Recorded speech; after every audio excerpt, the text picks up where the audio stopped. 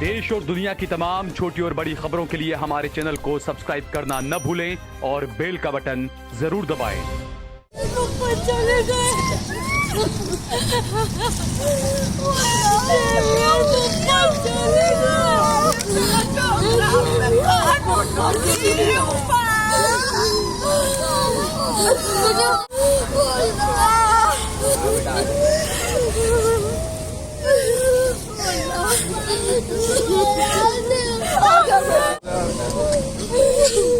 एक बच्चा कितना अपने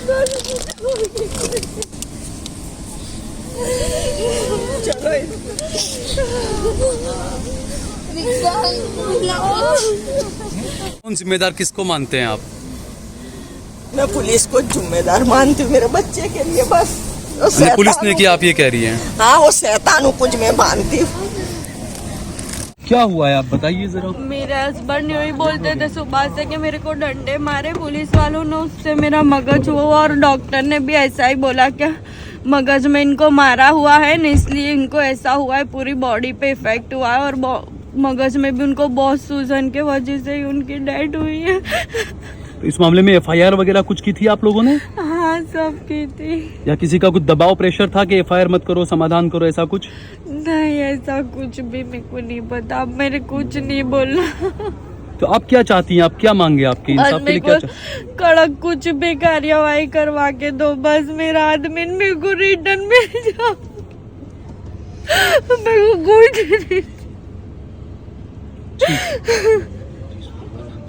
आपको कुछ पुलिस वालों के नाम पता है, कौन पुलिस वाले थे या क्या थे? ऐसा कुछ बोलते थे, वो व्यास सर है और 5-6 उनके साथ पुलिस वाले थे। व्यास सर हैं कोई, उनका नाम दिया उसने? ऐसा कुछ बोलते थे वो सुबह मेरे को। क्या बोल रहे थे आपको, क्या बोला था व्यास के बारे में? व्यास सर ने मेरे को मारा था और उनके साथ 5-6 जने थे।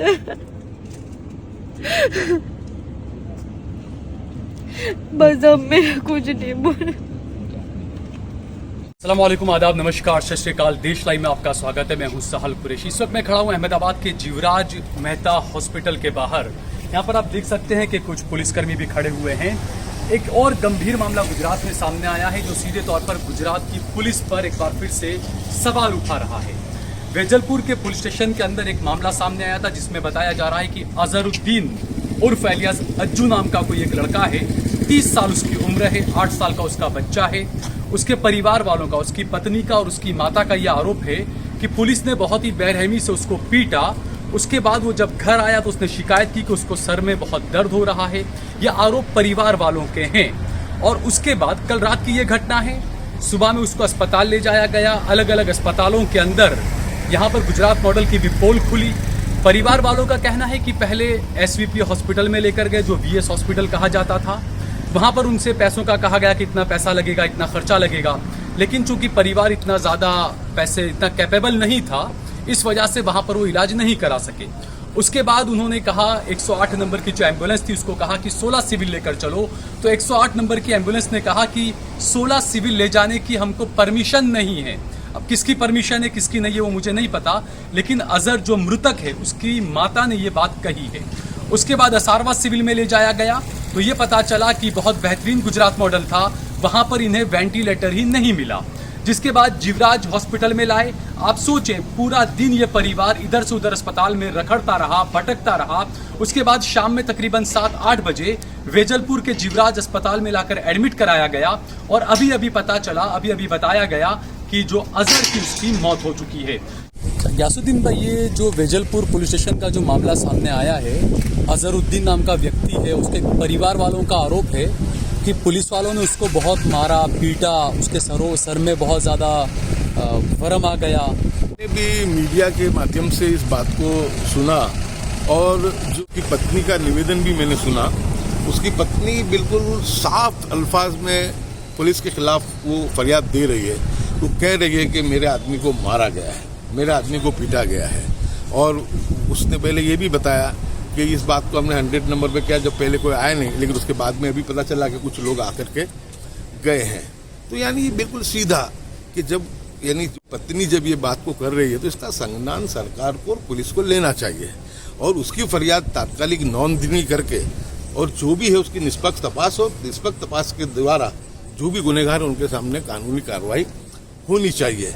लेकिन जिस तरीके से यहाँ पे सुनने को मिला कि अभी से उनको धमकियां भी मिल रही है कि तुम फरियाद नहीं करोगे, यानी ये कितनी, ये गुजरात, गांधी के गुजरात में कितनी बड़ी शर्म की बात है कि चोरी और सीनाजोरी, यानी आज जो पीड़ित परिवार है उसको धमकाया जा रहा है। मैं मानता हूं कि इससे बड़ी शर्म की कोई घटना चुकती। अगर थोड़ी बहुत भी जो धमकी देने वाले जो लोग हैं, जो मुनाफिक किस्म के, अगर उनके अंदर थोड़ी भी शर्म है या हया है तो ऐसी हरकतों से बाज आना चाहिए। मैंने जो है मुख्यमंत्री को, गृह मंत्री श्री को, डीजीपी और पुलिस कमिश्नर श्री को भी मैंने जो पत्नी का वीडियो भी भेजा है, जो उसकी पत्नी का निवेदन है, उसमें हमने कहा है कि इसके निवेदन के आधार से तात्कालिक पुलिस स्टेशन के 72 कला के सीसीटीवी फुटेज जितने भी हैं वो सबको कस्टडी में लेना चाहिए और उसको जमा कर लेना चाहिए, ताकि कोई भी सीसीटीवी कैमरे के जो फुटेज के साथ कोई उसके अंदर छेड़खानी ना हो, ताकि उससे निष्पक्ष तपास हो पाए।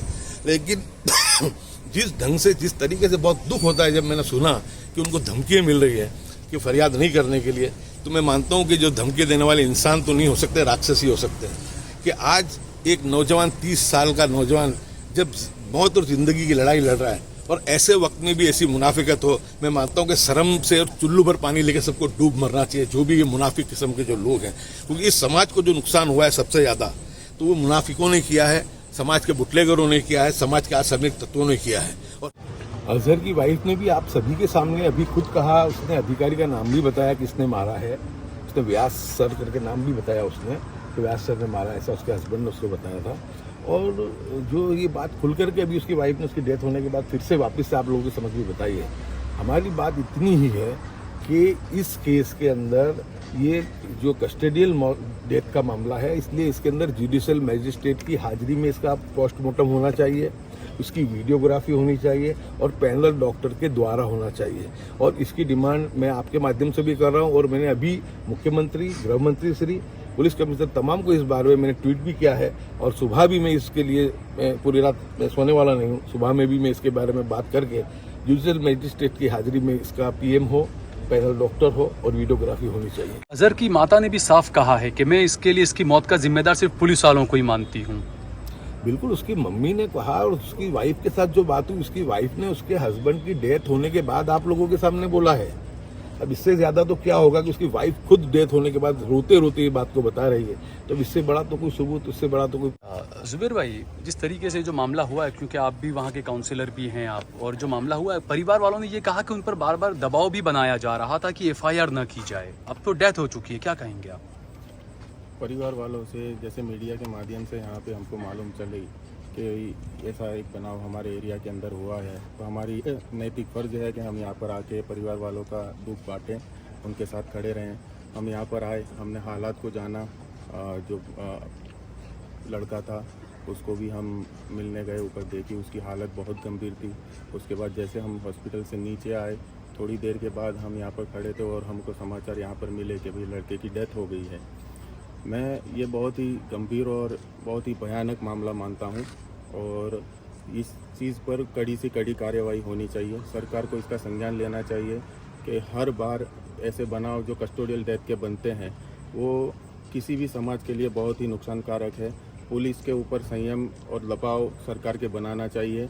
अगर पुलिस को कंट्रोल में नहीं किया गया तो आज इस लड़के की आज ये हालत अजरुद्दीन की हुई है, कल किसी और की भी हो सकती है, हमारी भी हो सकती है, आपकी भी हो सकती है। हम पर यहाँ पर जितने भी खड़े हैं उसमें से किसी के भी फैमिली मेम्बर की ऐसी हालत हो सकती है। क्या हर बार हम ऐसे ही डरते रहेंगे और ऐसे ही बात नहीं करेंगे? इस पर खुलकर हर समाज को बात करनी चाहिए और समाज को आगे आकर इस मामले को जागरूक होकर समाज को साथ में, इस परिवार के साथ में मुस्लिम समाज को खड़े रहना चाहिए और इसके साथ इसकी भागीदारी, इसकी लड़ाई की भागीदारी करनी चाहिए। कस्टोडियल डेथ के मामले में सवाल उठना लाजमी है। पिछले चंद कुछ सालों के अंदर गुजरात के अंदर 100 से ज्यादा कस्टोडियल डेथ हो चुकी है। इससे पहले हमने देखा था वडोदरा के अंदर पुलिस की गाड़ी ने एक आमलेट वाले ठेले वाले को घसीटा था और उसकी मौत हो गई थी। इसके अलावा जामनगर, भावनगर में भी एक कालू भाई नाम का एक लड़का था, नौजवान लड़का था, उसके घर वालों ने भी आरोप लगाया था कि पुलिस वालों ने उसको पकड़कर दीवार से पटका, उसके बाद उसका हेमरेज हो गया, उसकी मौत हो गई। तो इस तरह की लगातार घटनाएं सामने आ रही है। अगर अजहर के बारे में हम जानना चाहें कि अजहर कौन था, क्या करता था, मैं ये कहूंगा कि वो अगर गलत था या नशेड़ी था या जो भी था या सीधा था, लेकिन पुलिस पर जो आरोप लगे हैं, क्या ये इस तरीके से पुलिस स्टेशन के अंदर किसी को पीटना और ये तमाम चीजें, ये लाजमी तौर पर एक बड़ा सवाल यहाँ पर उठता है। घर वालों का ये आरोप है कि कल से लेकर अब तक कई लोगों ने उन पर दबाव बनाया, जो मुखबिर किस्म के, दलाल किस्म के जो लोग होते हैं, उन्होंने जो है वो दबाव बनाया कि इस मामले के अंदर FIR दर्ज मत करवाइए, हम समाधान में आपको अच्छा पैसा दिलवा देंगे।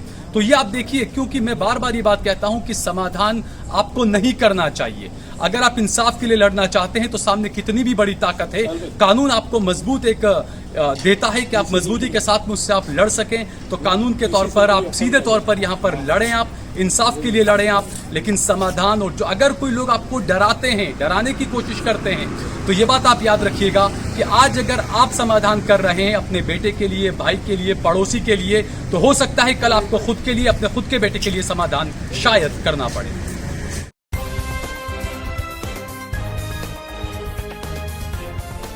देश और दुनिया की तमाम छोटी और बड़ी खबरों के लिए हमारे चैनल को सब्सक्राइब करना न भूलें और बेल का बटन जरूर दबाएं।